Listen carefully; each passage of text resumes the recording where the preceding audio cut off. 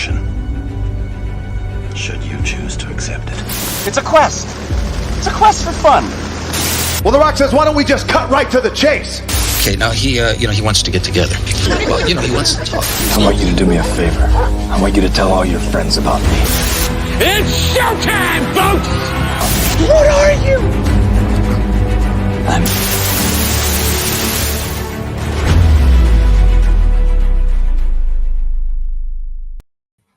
Greetings and salutations. Welcome to And I Quote, the weekly show where we introduce you to content creators of all shapes and sizes that join us from any and all corners of the nerd universe. We have friendly conversations that promote their projects. I am your host, Ryan of Nerd Culture, and our guest this week is writer and co-founder of the Farpoint Convention that is held in the state of Maryland. Please welcome Stephen H. Wilson. Stephen, welcome to the program. How are you today, kind sir? Good. I'm good. Thank you. It's good to be here. Well, thank you very much for being with us, Stephen. Now, if you have any questions for Stephen H. Wilson as we go throughout the course of this program, let us know in the chat. Let us know in the comments. We want to hear from you. We will bring those up on screen and ask them to Stephen as best we can as we go throughout the course of the show. Make sure you like and share this video with all 200 of your closest friends. They're going to like the way they look after watching or listening to this episode of And I Quote with Stephen H. Wilson as our guest. I guarantee it. With that being said, Stephen, to kick things off, what would you say were some of your favorite books or writers growing up? Growing up, my all-time favorite science fiction writer is Robert Heinlein. I really discovered him more as a teenager. I was way too into TV science fiction. I was way too into Star Trek and Lost in Space, and so I read the Star Trek books and all of that.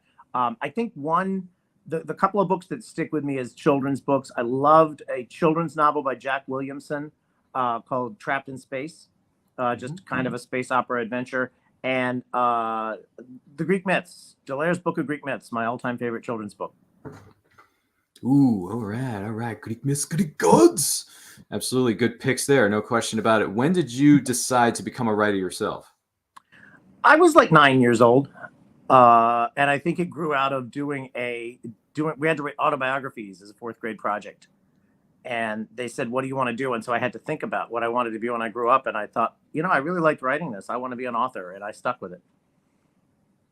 All right. Awesome sauce. What would you say are some of the biggest rewards about being a writer? Not the money. Unless you sell a movie, and then you're golden.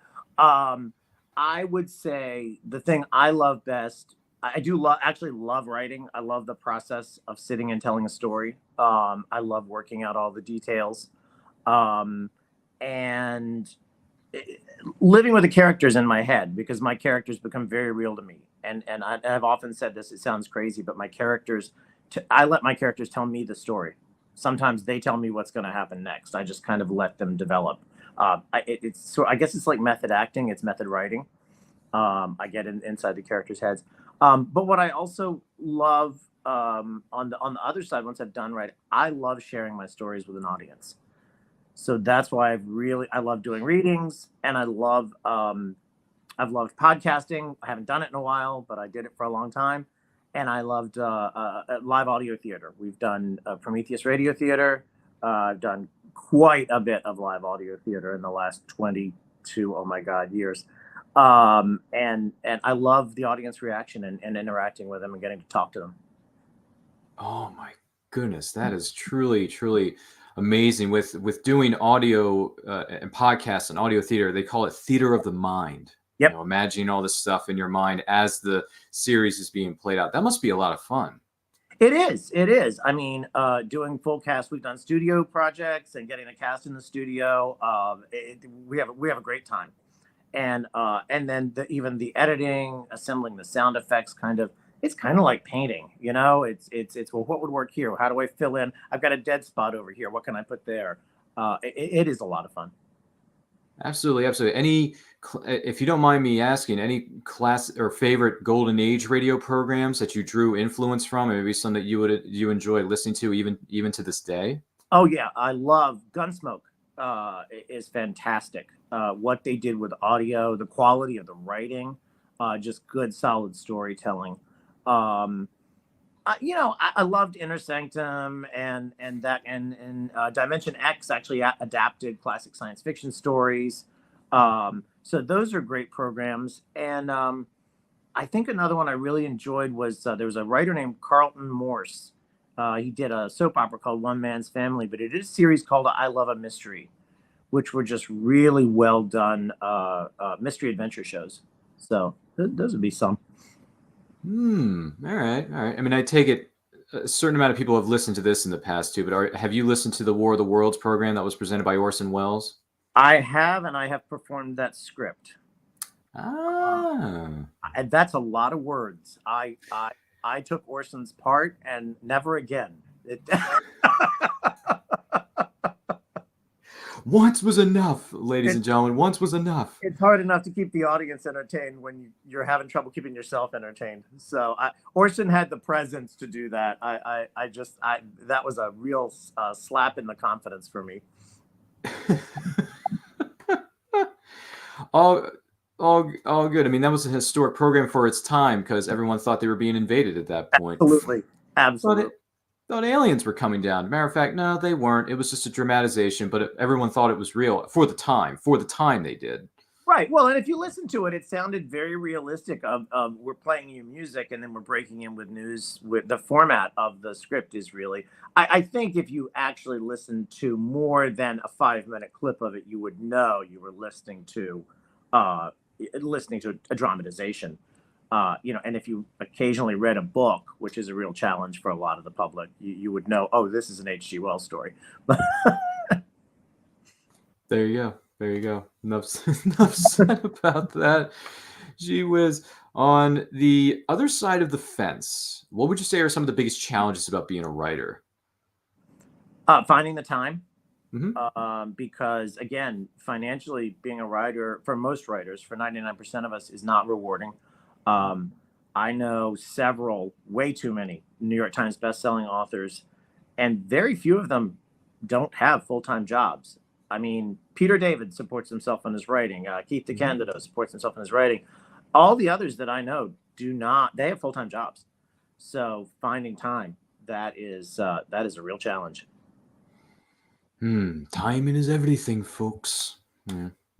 Anyway, once again, we're talking with Stephen H. Wilson here on this episode of And I Quote, writer and co-founder of Farpoint Convention. Make sure you like and share this video with all your friends. They're going to like the way they look after watching or listening to this episode of And I Quote. I guarantee it. Now, I want to share something with you here for a moment, Stephen. This is something known as the Arbiter Chronicles. For those of you who are listening, we're looking at a cover of a book here known as the Arbiter Chronicles. What exactly is the Arbiter Chronicles, and how did this all come about? So that's an interesting story. It actually starts with, by the way, that art cover artwork. I want to give credit where it's due. That is Kaio Kakaw. He is an artist who has worked for Marvel and DC. He does covers for my friend Michael Jan Friedman, and he just does fantastic dramatic work. So I want to make sure I spotlight Kaio because he's fantastic to work with. So it all got started with a Writers of the Future dinner. I went, my late friend Yoji Kondo, who was very active in fandom and also wrote books under the name Eric Katani, dragged me kicking and screaming to our Writers of the Future dinner, and sat me at a table with Kelly Freese, which was an amazing evening, and introduced me to Jack Williamson, who at that time I think was 90 years old, and Jack is one of the grand masters of science fiction, and so I'm meeting this distinguished old gentleman, and I've read half the books he's written, and I'm just so impressed. And he said, Yoji tells me you work for DC Comics. And I said, well, yes, I did for a little while. And he said, do you know Julie Schwartz? And I said, no, I was not lucky enough to know the great Julie Schwartz. But he said, and what are you writing now? And I said, well, nothing, because DC lost the license I was writing under. And I haven't, and this venerable legend raises his finger in my face and shakes it and says, shame on you. Go home and start writing. And I was like, okay, Mr. Williamson, whatever you say, sir. So I did. I went home and I started plotting a novel, a space opera novel about a runaway slave it was kind of half Horatio Hornblower, as a lot of science fiction space opera is, and it was a story about this young lady disguising herself and then getting caught on a military ship by people who say, "Wait a minute, she's a slave, and we have to give her back." And so it's kind of the whole Dred Scott thing, what are the moral ethics, and the captain of the ship saying, "Hell to the no, I'm not putting somebody back into slavery." So, and yet he's got orders from command to do just that. So that was I plotted that novel, and had a lot of fun. I didn't publish that novel until 2005, but it was called Taken Liberty.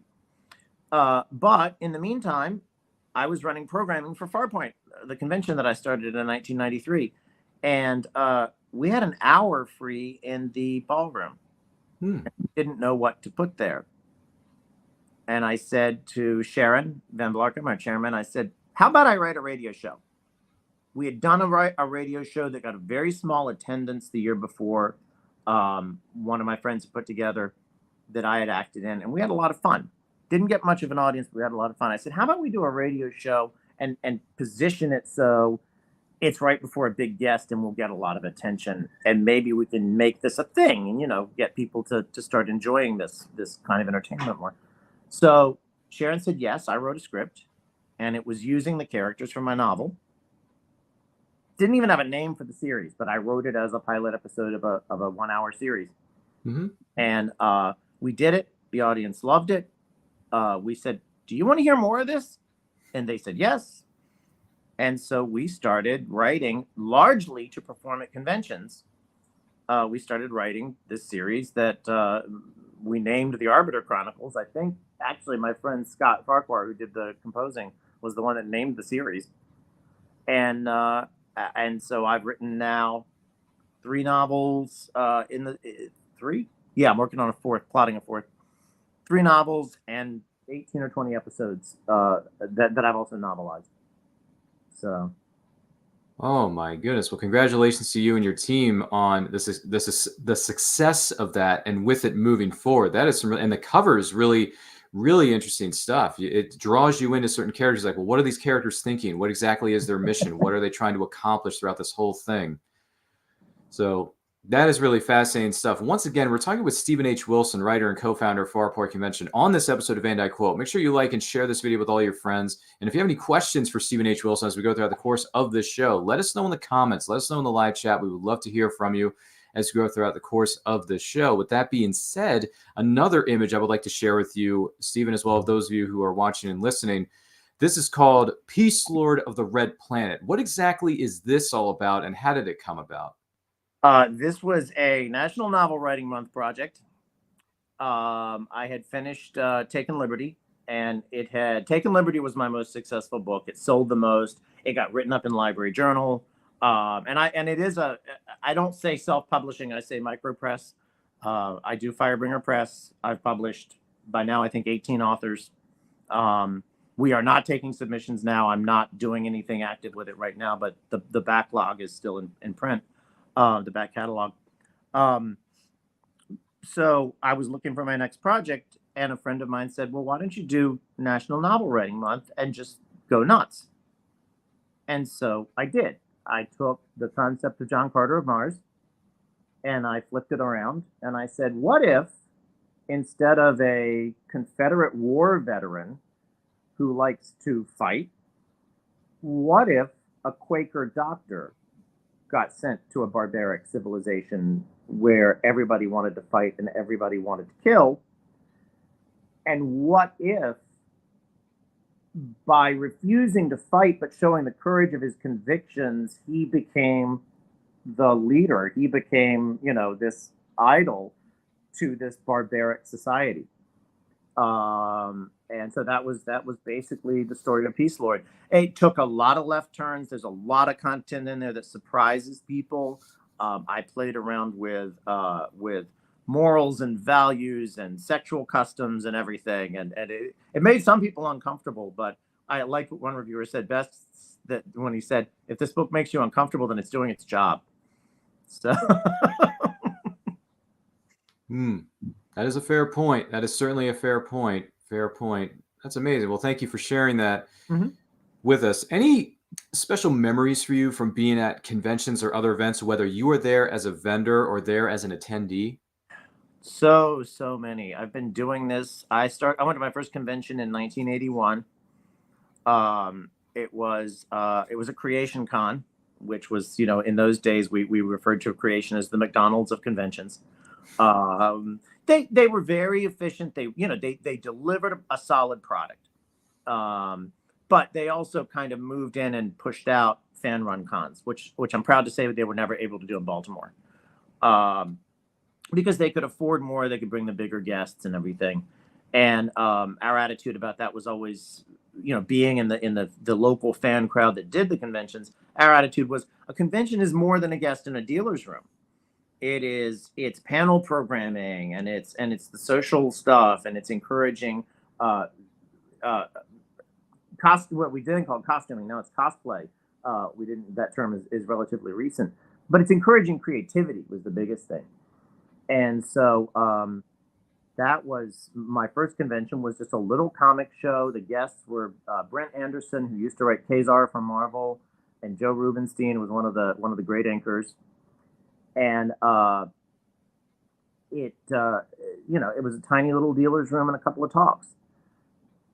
And after that, not long after that, Star Trek: The Wrath of Khan came out, and Creation said, "Oh, let's go bigger. Let's get everyone from the Trek cast," and they did. They got all the major stars to come and do the circuit.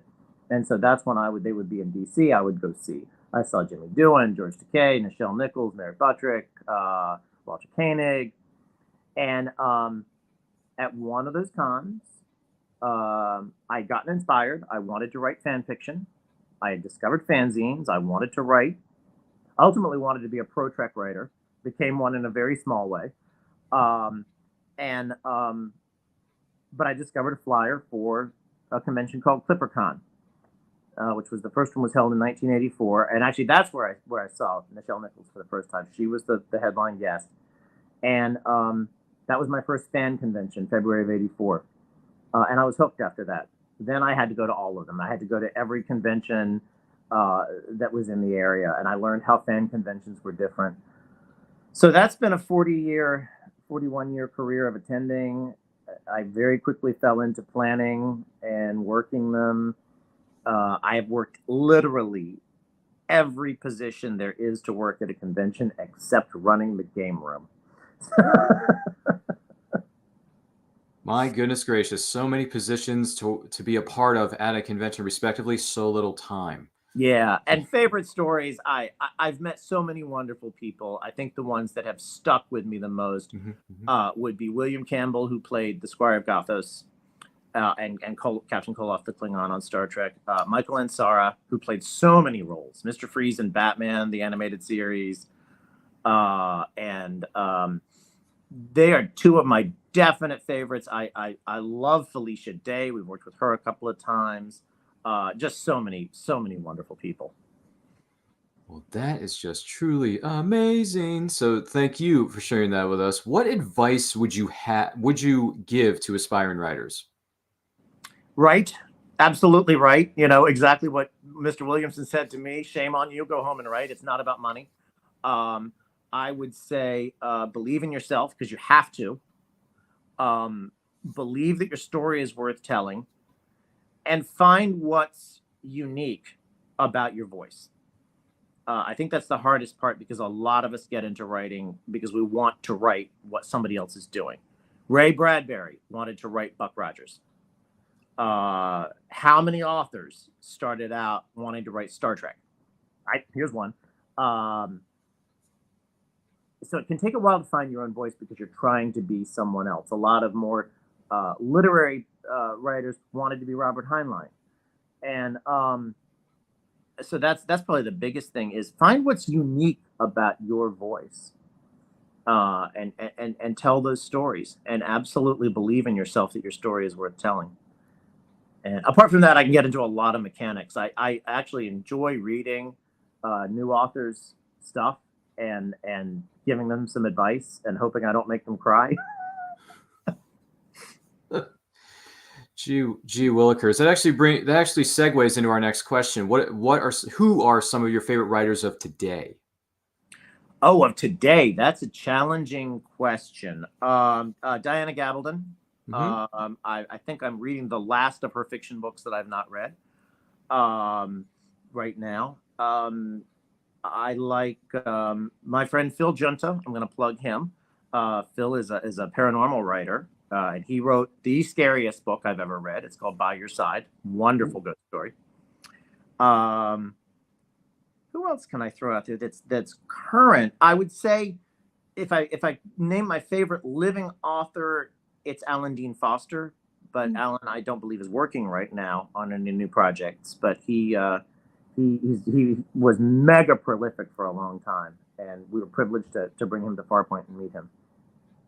Oh, there you go. There you go. Some good names out there. If you ever feel the need to look them up, check out their books respectively, feel free to do so and let us know about them later on in the comments. Love to hear from you. Once again, on this episode of And I Quote, we are joined by writer and co-founder of Farpoint Convention, Stephen H. Wilson. Make sure you like and share this video with all your closest friends. You're going to like the way they look after watching or listening to this episode of And I Quote. We guarantee it. If you got any questions for Stephen H. Wilson, let us know in the comments. Let us know in the chat. Whether you're watching us live or if you're watching this on the replay, thank you so much for being here. We really appreciate it. With that being said, I want to draw your attention to something for a moment here. Farpoint. Farpoint, you've mentioned it a few times, but now it's time to address it full on. What exactly is Farpoint? How did this all start, and when is the next show? Okay, so the next show, and I looked this up because I'm so unfocused these days that I have to be told when our convention is. It is February 10th through 12th, 2023. There you go. It is. This is our 30th year. My middle child is turning 30. Woo! It is a fan-run, old-school science fiction convention. It is not huge. The attendance is generally under 1,000. It is really quite relaxing. We have a limited guest lineup, usually about 5 or 6 celebrity guests. We have a lot of authors, but of the Hollywood celebrities, we generally have about 5 or 6, and they are very accessible. Gives you, at Farpoint, you're very likely to meet the celebrity in the bar and have a chat with them. You have more time if you meet them at their table to talk to them. So I think that kind of sets it apart from some other excellent shows, but it's very much got its own atmosphere. How did it get started? I mentioned ClipperCon way back in 1984. ClipperCon was a convention started by my late friend Marion McChesney, who just thought Baltimore needed to have a second fan-run Trek convention. We already had Shore Leave, and Shore Leave was great. And Shore Leave was so great, Marion wanted another one. So she started ClipperCon, and it was, we called them FebCons. They were held in February, and the FebCon was always lesser attended, little quieter, little different experience. So Marion started ClipperCon. Really, I think her principal motivation, and I'm sure she would agree with me if she were here, was to be able to pick the guests herself. And and she did, because we had George Takei and William Campbell 3 times. Woo. So, but no, it was a con, a smaller con. It was even a little smaller than Farpoint is today, and it was held usually at the Hunt Valley Inn, just like Farpoint and Shore Leave are. And we just had great fun. It was run by principally the Baltimore fanzine crowd, because there were a lot of fan fiction writers and fan artists in Baltimore, mostly centering around a zine called Contact, which was a zine that celebrated Kirk and Spock's friendship, not romantic relationship. It was not a chaos zine. It was a friendship thing. But there were a lot of Slash artists and writers in the community who were into Kirk and Spock as lovers. They just published in other zines. Anyway, growing out of all of that, these ladies, and a few men, but mostly ladies, who did fan fiction and art started ClipperCon. Marion was one of them. My mother-in-law, Bev Volker, who was the publisher of Contact, was another. And ClipperCon ran for 6 years. Marion said, I'm tired. I can't do this anymore. And we all said, okay, I guess we're done. And then we had a summer cookout, and we decided, we don't know what to do with ourselves when we're not planning a convention. And within an hour, everybody had said, I'll be on this position. I'll be in this position. We'd all assigned ourselves a job, including me. And I had resigned ClipperCon before it ended. And my friend Sandy Zier-Teitler said, I'll be the financial backer. And so we were born as October Trek. We rode the wave of the next generation. Gates McFadden and Dee Kelly were our first guests. We packed Hunt Valley Inn way beyond fire code. And Trek conventions were always about 1,000 people up until that point. And we put 2,200 people in that hotel that weekend. And it was a madhouse. And then the next shore leave was just as much of a madhouse. And that's where we are today. We ran October Trek for 3 years. We brought LeVar Burton to his first convention appearance. We brought Jonathan Frakes. Wow. We brought Dee Kelly again. Bob Justman, the producer of the original Trek series, and he worked on Next Gen. Who am I forgetting? Nichelle Nichols joined us. It was a big con. And so we burned through ourselves twice as fast. And it took Sandy 3 years to say, I'm tired. I can't do this anymore. And then I said, okay. Hand goes up. I volunteer as tribute. Let me do it. I was the finance guy. Beverly, my mother-in-law, was the chair. So it was really a family venture. It still is a family venture. And here we are 30 years later. I stepped down as chair a long time ago. I stepped down as financial backer a long time ago. And I kept saying, I'm done. Don't call me. And here, Renee and I, my wife and I, we are still the deputy chairs because we just can't get it out of our blood. Yeah. It kind of goes back to that saying where a person walks in and they say, just when I thought I was out, they pull me back in. Every time. So it goes back to the Godfather 3 line. So, but once again, Farpoint Convention's coming out February 10th through the 12th of 2023. Celebrity-wise, who can we expect to see? Okay, so we have got Wilson Cruz coming from Star Trek Discovery. Mm-hmm. Billy West, legendary voice actor, Billy West. And I gotta make sure I pronounce their names right.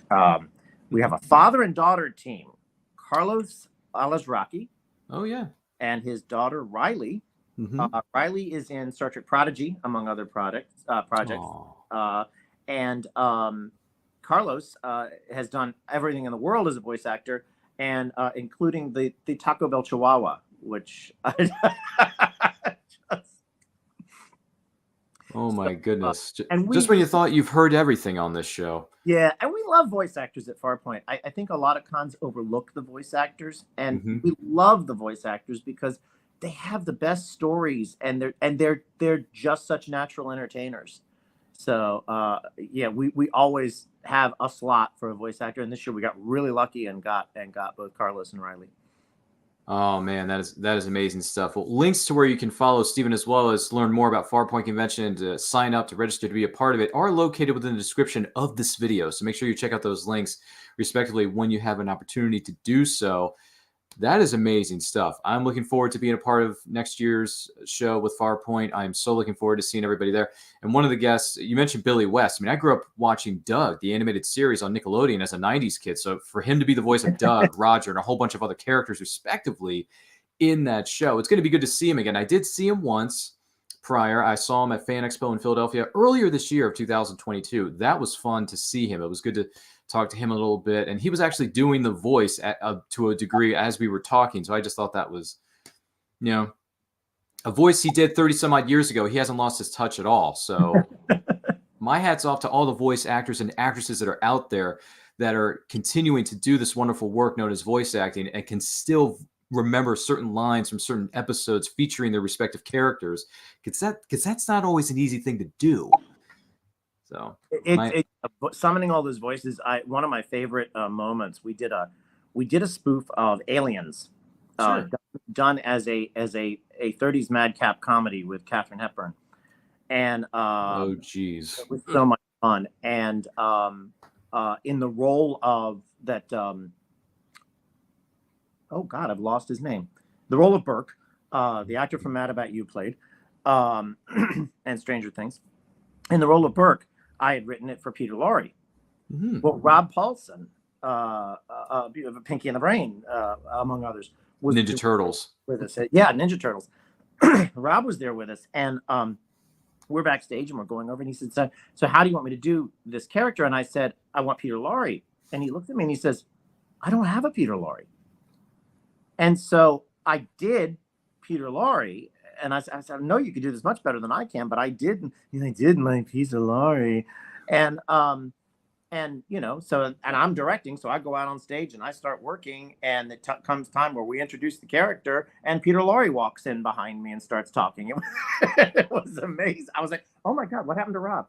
So that was so much fun. I was so sorry. We did have his partner Maurice LaMarche from Pinky and the Brain with him a couple of years ago, but they unfortunately couldn't do a radio show with us. So I would have loved to have worked with both of them.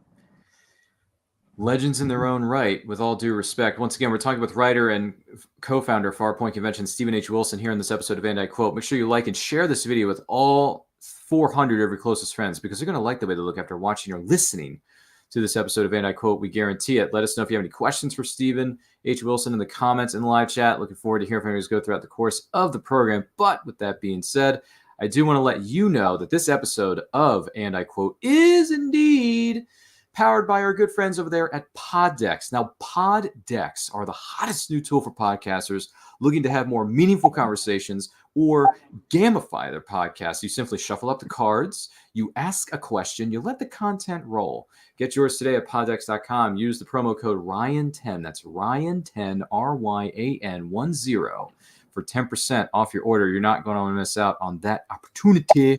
So, first question, powered by our good friends at Poddex. Stephen, for you, you have $100,000. You have to donate or create a charity. What do you do? Oh, wow. What a great question. Okay, so donate or create a charity. $100,000 would not create a charity. I'm going to be too practically minded. Electronic Frontier Foundation is one of my favorite charities because they protect our digital rights online. Mm-hmm. I think I'll let it rest there. There you go. Let it ride. Anywho, so the next question, powered by our good friends over there at Poddex. What would be your best day ever? It could be anything. I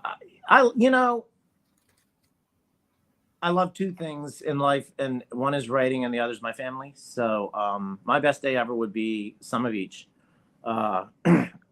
Kind of what I do now, you know. I get up in the morning, I put in some time writing, I do something productive on my latest project, and then I get to spend time with my wife, Renee. We have two sons, Ethan and Christian. We have a grandson, Matthew. He's 6 years old. His mom, Rachel, just married into our family. She is my son's second wife. And his first wife, Jessica, is still very much with us, but unfortunately lost a battle to cancer last year. So, you know, my best day ever is just being with him. Awesome, tacular. Which I'm going to add to that. I have to add to that. Almost, yeah, sure. Rachel's new to us, but the others have all worked the conventions with us. So when I say Farpoint's a family operation, I mean it. If you come to Farpoint, you'll meet Christian in the con suite. Ethan has taken a sabbatical. Obviously, he's had a lot going on in his life. But he used to be very involved. He's done shows. They've both done shows with me. I have a feeling we will not be able to keep a 6-year-old away from the convention. So we'll see how that goes. But and of course, my wife, Renee, is my partner in all of this. So she is the other deputy chair of Farpoint. So. Well, congratulations to you and your loved ones on everything you've accomplished, everything you guys do, everything that you wonderful people do together as a family, whether it's Farpoint or other family gatherings as well. Awesome answer. Really good, awesome answer. If you had to what is known as delete all but 3 apps from your smartphone, which ones would you keep? Well, I can't live without text messages. That's often the only way anyone can get in touch with me. Yeah. It's What kind of else? important. What else do I use all the time? I would probably let Facebook go first because it burns up way too much of my time. Social media. Yeah. I have a love-hate relationship with email, so I'm not sure if I'd keep it. Probably messages, Sudoku, and who's lucky number 3. It would be something comics related. It would be like my comic reader.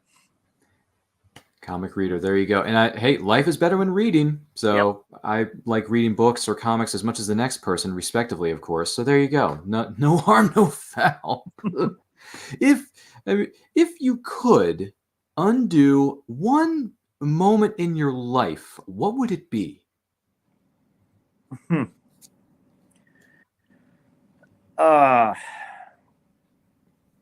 Deep breath.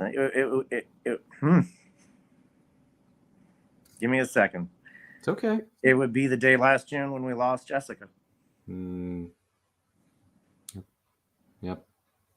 There you go. It's not easy losing a loved one, but our hearts and our thoughts and our hearts go out to you and your family there, Stephen. Absolutely for that. Let's see. What was your first screen name? Oh my gosh. It was, without the T, Farpoint 105. That was AOL. And yes, I do remember AOL too. And Farpoint was taken because Farpoint software existed, and I actually communicated with them now and then because we would get messages for each other. Wowza! Really?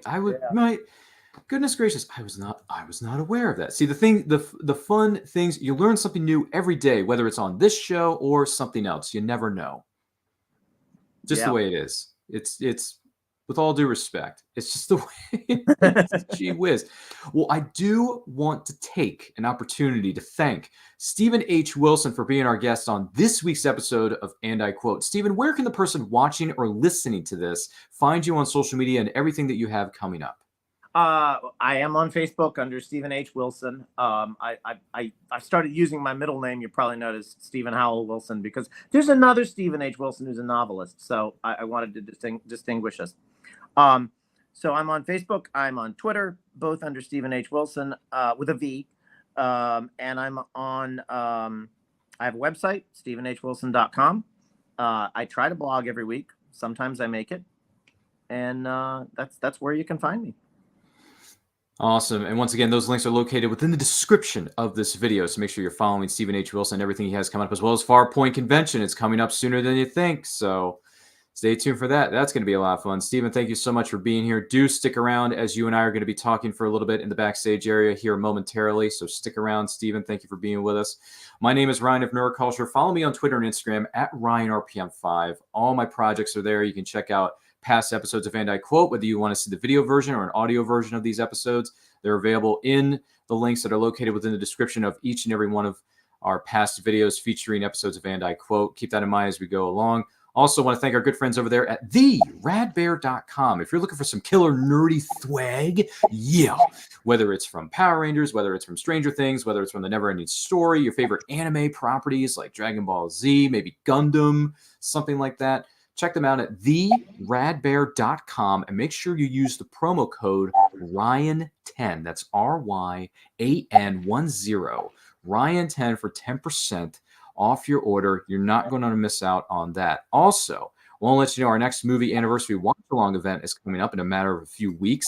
We're going to be celebrating the 10th anniversary of Skyfall, Let the Sky Fall, starring Daniel Craig as Bond, James Bond, on Wednesday night, November the 9th, 2022 at 8 p.m. EST on Facebook and YouTube at It's Nerd Culture. We're going to be watching the movie. We're going to be sharing our thoughts on the movie and anything and everything James Bond universe related. You can let us know in the comments and let us know in the chat during this event. Wednesday night, November the 9th, 2022, 10th anniversary watch along for Skyfall with Bond, James Bond. Also a great event coming your way. This is a free virtual convention you can attend from the comfort of your very own home.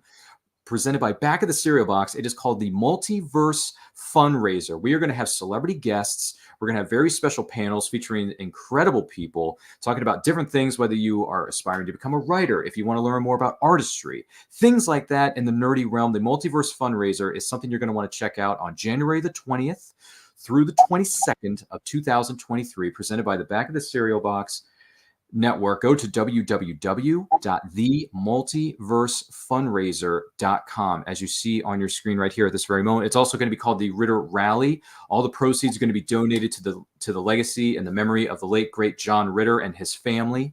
The Ritter Rally is coming up January 20th through 22nd, 2023. Definitely check it out. Be a part of it. It's free to attend from the comfort of your own home. It's going to be a great time. We really hope to see you there.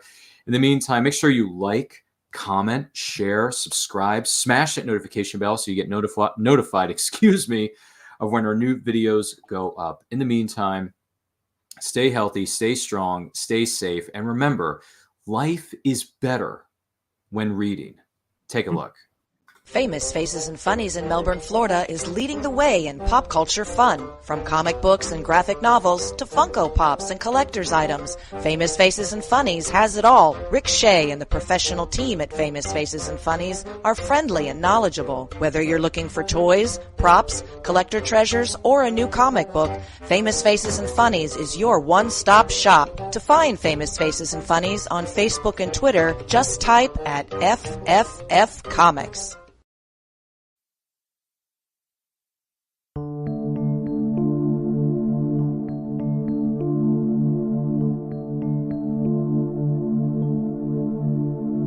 Sweet dreams they placed on me inside my mind.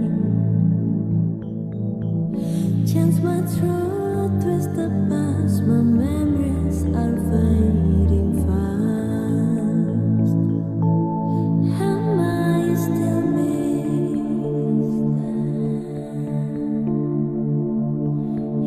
You understand? Who do you want me to be?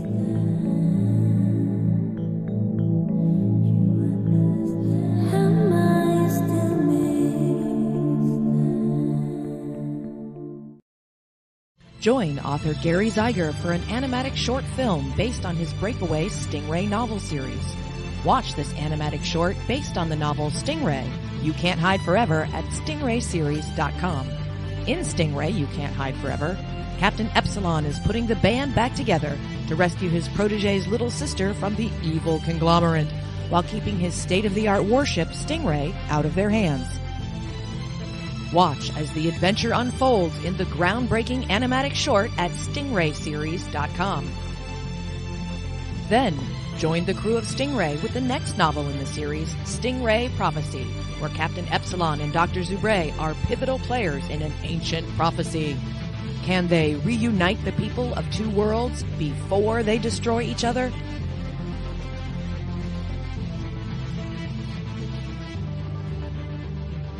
To learn more, visit stingrayseries.com. Author Cindy Kep is writing on the edge. Books include Remnant in the Stars, The Loudest Actions, Lines of Succession, Mindstorm,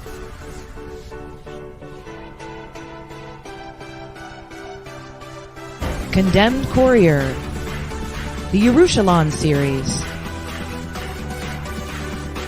and Animal Eye. Find author Cindy Kep at CKOEPP.com today.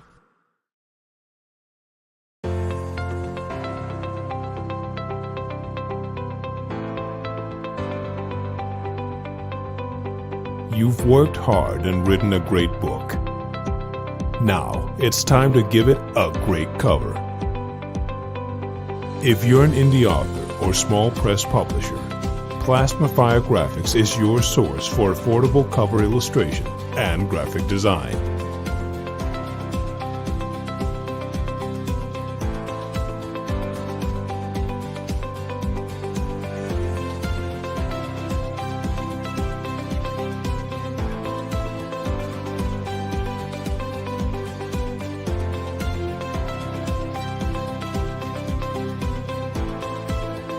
Plasmafire Graphics, when the look of your book matters to you.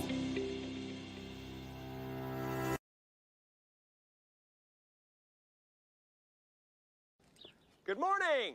Oh, and in case I don't see you, good afternoon, good evening, and good night.